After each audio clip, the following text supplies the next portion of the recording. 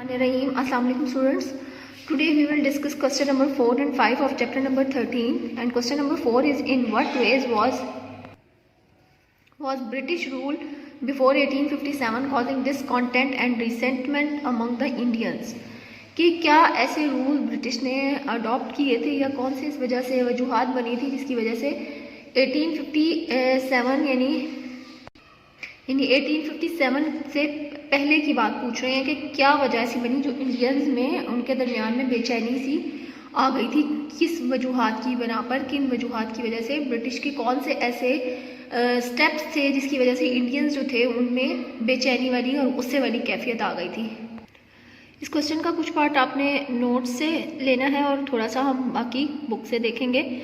Start लेंगे हम यहाँ से the policy of Lord Dalhousie. जैसे लास्ट टाइम भी मैंने आपको बताया था, लॉर्ड डलहौजी की जो पॉलिसी थी कौन सी थी? The doctrine of lapse. ठीक है, ये जो पॉलिसी थी लॉर्ड डलहौजी की, ये जो थी सबसे बड़ी वजह बनी थी हिंदुओं में और इंडियन में जो थी बेचैनी की। तो स्टार्ट जो लिया था ना वो यहाँ से हुआ था कि लॉर्ड डलहौजी की पॉलिसी, लास्ट टाइम भी मैंने बताया था कि उनकी पॉलिसी थी और हिंदुओं का क्या रूल था। ठीक है, the policy of Lord Dalhousie was that if a Hindu ruler died with a natural air the state would be taken over by the British.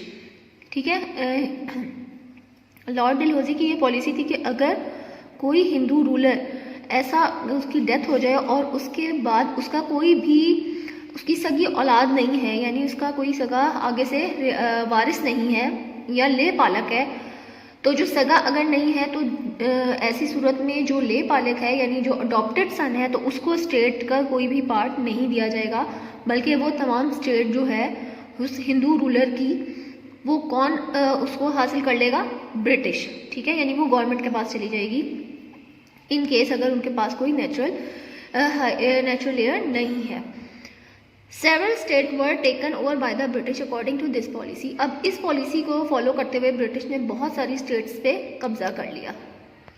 इसके बाद आपने पेज नंबर 86 की 10th लाइन से स्टार्ट करना है। Under to governor generals Lord William Bentinck and Lord Dalhousie social and administrative reforms were introduced in India. Custom like सती, ठगी and पर्दा were discouraged. ठीक है, इसके बाद जो दो गवर्नर जनरल आए थे ब्रिटिश के, कौन से? Lord William Bentinck and Lord Dalhousie. इनकी कुछ सोशल और एडमिनिस्ट्रेटिव रिफॉर्म्स इंट्रोड्यूस करवाई थी इन्होंने इंडिया में। तो कह लो कि इस वजह से ये जिसको उन्होंने डिस्करेज किया था, यानी एक थी उनकी कस्टम थी, हिंदुओं की रस्म थी सती। ठीक है, इसमें सती रस्म में क्या था कि अगर किसी का हिंदुओं में होती थी कि अगर कोई किसी आदमी की डेथ हो जाती थी तो अगर उसकी बीवी जिंदा थी तो उसको भी उसके साथ ही जला दिया जाता था। ठीक है, जिंदा जला दिया जाता था। तो ये रस्म जो थी उनकी जो कस्टम चलता आ रहा था इसको डिस्करेज किया। फिर है ठगी। ठगी क्या है? ठगी वर्ड ठग से निकला है, यानी कि कुछ लोगों का ग्रुप होता था इसमें जो ये लूट मार करते थे। ठीक है, आप ये भी कह सकते हो जैसे कुछ एक ग्रोह सा बन जाता है जो हुक्मरानी सी करता है, अपनी मर्जी मनमानियाँ लूट मार करता है। तो उसने इस तरह के लोगों को, इस तरह के ग्रुप को ख़त्म किया। फिर पर्दा होता था हिंदू और मुसलमानों में, दोनों में औरतें करती थी। उसमें यह था कि अपने आप मुंह जो है अपना पूरा उसको ढांप दिया जाता था किसी चादर से। पर्दा यानी कर्टन यानी पर्दा। तो ये जो था ये हिंदू में औरतें भी करती थी, वो भी अपने मुंह के आगे कोई चादर ढांप लिया करती थी, और मुसलमानों में भी। तो ये चीज़ जो थी वो जो दो गवर्नर जनरल आए थे Lord William Bentinck and Lord Dalhousie, ये इन्होंने सोशल और एडमिनिस्ट्रेटिव रिफॉर्म्स ली थी जिसमें ये जो तमाम रसूमात थी सती, ठगी एंड पर्दा वगैरह, इसको डिस्करेज यानी इसको ख़त्म किया गया था। ठीक है, उस पर रोक टोक की थी। फिर नेक्स्ट पैराग्राफ है, the rapid pace of development cause unease and fear among the Indians who felt that it was aimed at their religion and customs. इसके बाद जब ब्रिटिश ने अपनी रिफॉर्म्स इंट्रोड्यूस करवाई तो ये था कि आहिस्ता आहिस्ता डेवलपमेंट स्टार्ट हुई। ठीक है, ब्रिटिश ने बहुत सी ऐसे पॉजिटिव स्टेप भी लिए थे, बेशक उस टाइम ये उनके अपने फ़ायदे के लिए था।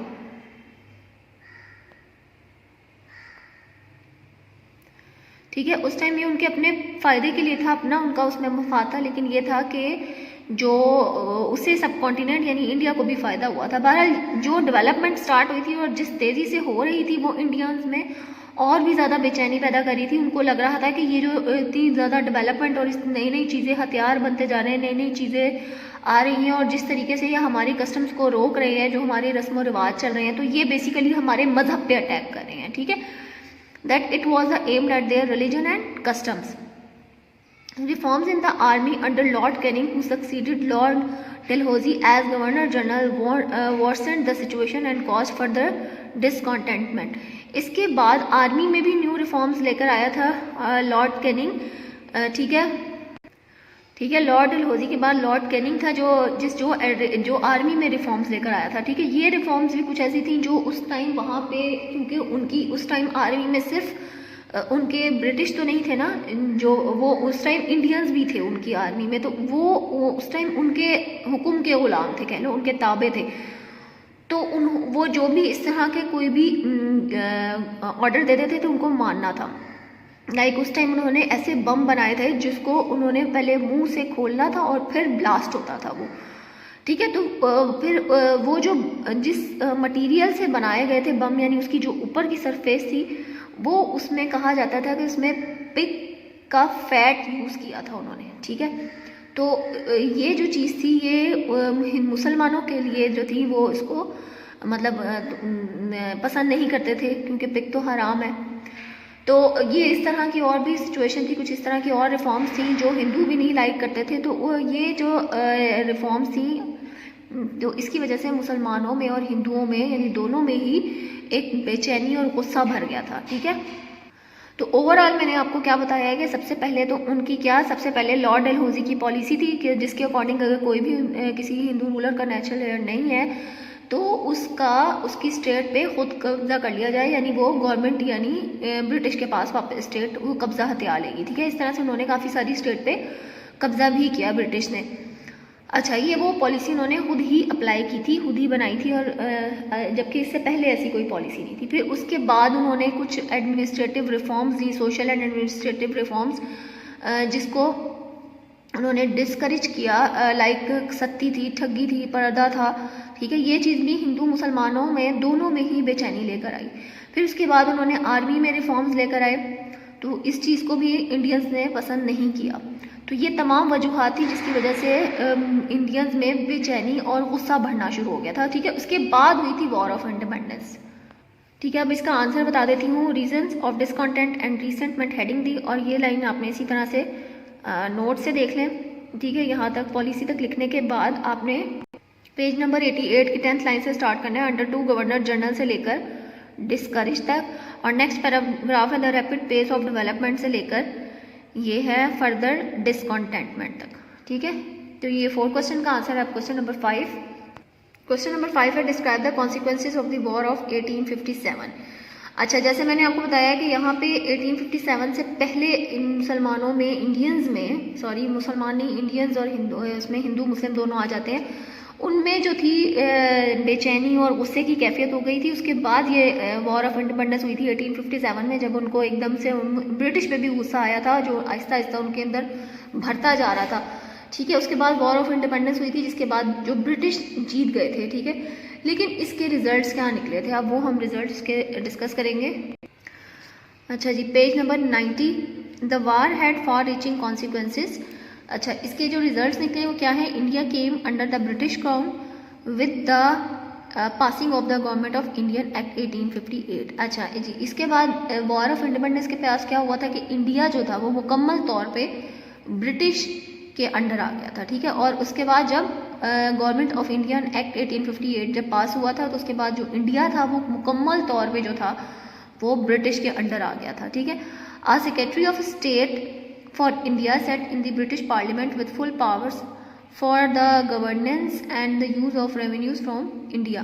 अच्छा, इसके बाद क्या था कि सेक्रेटरी ऑफ स्टेट जो था ब्रिटिश पार्लियामेंट में बैठा, इंडिया के लिए बिठाया गया था, और इसमें ब्रिटिश पार्लियामेंट में जो secretary of state for India जो था उसके कह लो कि तमाम पावर्स जो थी वो, यानी जो रेवेन्यू क्या था, एक तरह से जो इस जंग के बाद ब्रिटिश को जो भी वहाँ से कह लो माले गनीमत टाइप या कुछ भी इस तरह के जो पैसे मिले थे, वहाँ से जो भी आमदनी हुई थी, वो सब जो थी, वो तमाम पावर्स जो चली गई थी, वो किसके पास चली गई थी? ब्रिटिश पार्लियामेंट में सेक्रेटरी स्टेट बनाया था उसके अंडर दे दी गई थी। ठीक है, यानी इसके बाद आप ये कह लो कि ब्रिटिश ने अपना एक सिस्टम बनाया, अपनी पार्लियामेंट बना के उधर अपने ही हिसाब से जो थे, यानी ज़ाहिर है पूरी स्टेट सिर्फ एक बंदा या दो बंदे तो नहीं चला सकते ना, तो उसमें स्टेप बाय स्टेप जो उन्होंने डिवीजन की थी उसमें वो अपने ही लोग लेकर आए थे। ठीक है, अच्छा उसके बाद है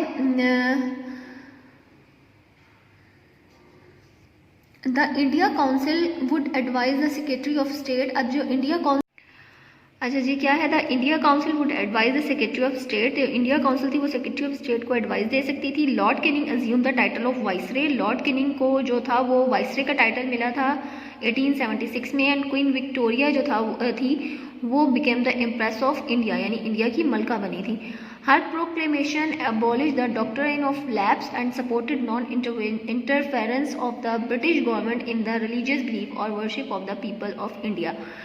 इसके बाद जो क्वीन विक्टोरिया थी उसने एक प्रोक्लेमेशन दिया था जिसमें उसने डॉक्ट्राइन ऑफ लैप्स की पॉलिसी को अबॉलिश यानी ख़त्म कर दिया था और नॉन इंटरफेरेंस को सपोर्ट किया था। किसके लिए? ब्रिटिश गवर्नमेंट के लिए, कि वो वहाँ के रहने वाले लोगों के रिलीजियस बिलीफ और उनके वर्शिप में कोई इंटरफेरेंस नहीं करे। क्वेश्चन नंबर 5 था, the war had reaching consequences से लेकर पीपल ऑफ इंडिया तक। तो ये हमारे क्वेश्चन नंबर 4 और 5 और हमारा आज का ये चैप्टर ख़त्म होता है। Take care student, have a good day, अल्लाह हाफिज़।